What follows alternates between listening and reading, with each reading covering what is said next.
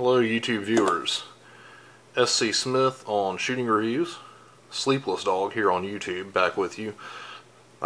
Just posted my intro recently, and now I want to hit a knife review, kind of my focus for this channel. This is a Benchmade Griptilian, full size, that is, hopefully you can see it a little better here in the light, the olive green handle. 440C blade. This guy I picked up several years ago. I want to say 05, may have been 06. No, it was not 06. It was either 04 or 05. So I've had it for a while now. 8-9 years.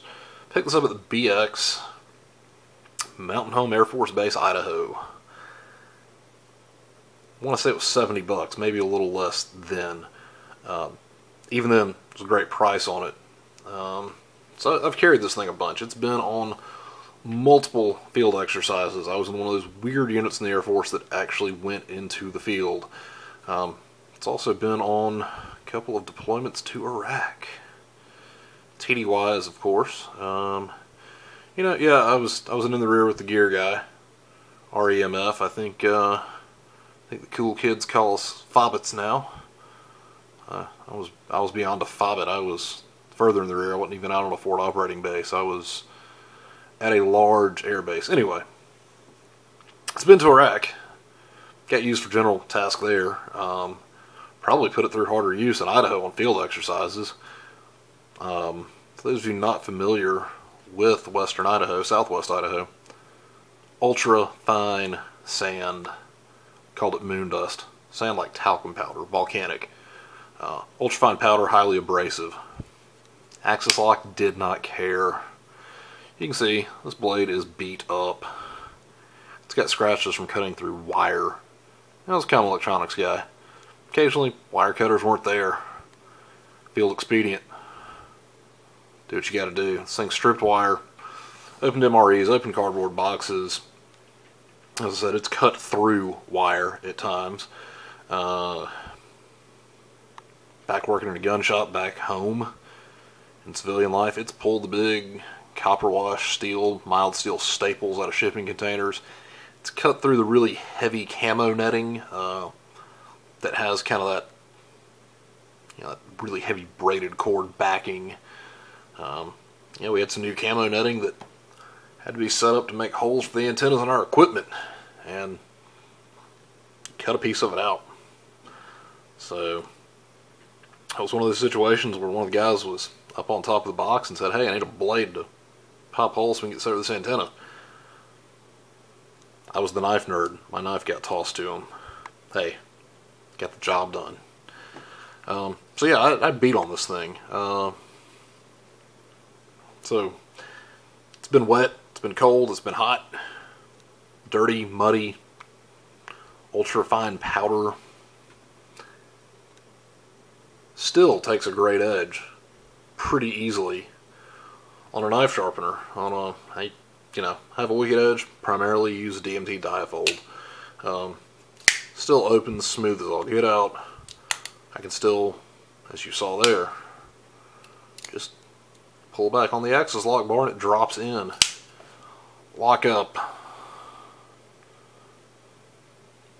There might be a hair of side-to-side movement in there now. Maybe. Might feel just a touch.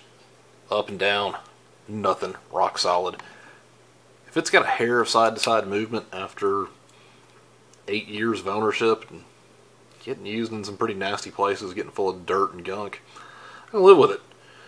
Benchmade, of course, has updated these now. Standard steel is 154 cm. So if you're on the fence about one of these, as I told someone on another forum, $80 may sound like a lot. 8 years in, I'm $10 a year on this knife, and it's still got a ton of life left in it. Clip still solid. You can see it's scratched, it's got wear.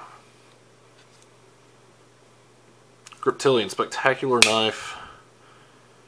Got some jimping back here, kind of hard to see on the black blade.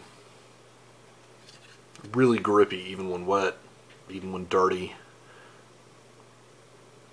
Just a spectacular knife that's handled pretty much every task I've put it through. So if you are on the fence about a Benchmade, or spending a little more money for one of the US made access locks, give the Griptilian a shot. It's a little thick for pocket carry. I still have carried one frequently, obviously this one. I shouldn't say it's a little thick for pocket carry. It's thicker than some other knives I own. But it's also extremely light. It's just over 3 ounces. Maybe closer to 3.5. I'll look. But, I mean, really, 3.5 ounces, that's light for a knife with a basically 3.5 inch blade. I think Benchmade says it's 3.45 inches. Stout knife, stout lock. Again, if you're somebody who's on the fence, if you're a service guy who's looking, man, I would really say it's worth saving up the money to get one of these. I'm gonna do some reviews very soon on some more economical knives to give you some other options, but long-term durability, this guy's absolutely got it. So, one of my favorite knives. Still gets carried a good bit, even when the new's worn off. So, great knife. It's got some sentimental value, obviously, but still a great user. So, again, if you're thinking about this, check online. You can find these for 80 bucks or less. I know that's expensive for some of y'all for a pocket knife. For the custom knife guys, that's cheap. But, awesome knife. Ton of handle colors. Ton of blade configurations. You can get these with the Spyderco licensed round hole for opening. You can get them with thumb studs, plain edge, partially serrated, black blades, stonewash blades, satin blades. Make a mini that's a little smaller, a little lighter. So overall, having lived with this knife pretty heavily in my everyday carry rotation for 8 years, highly recommend this guy to anybody who's looking for a hard use knife that's easy to open, lightweight, ton of grip.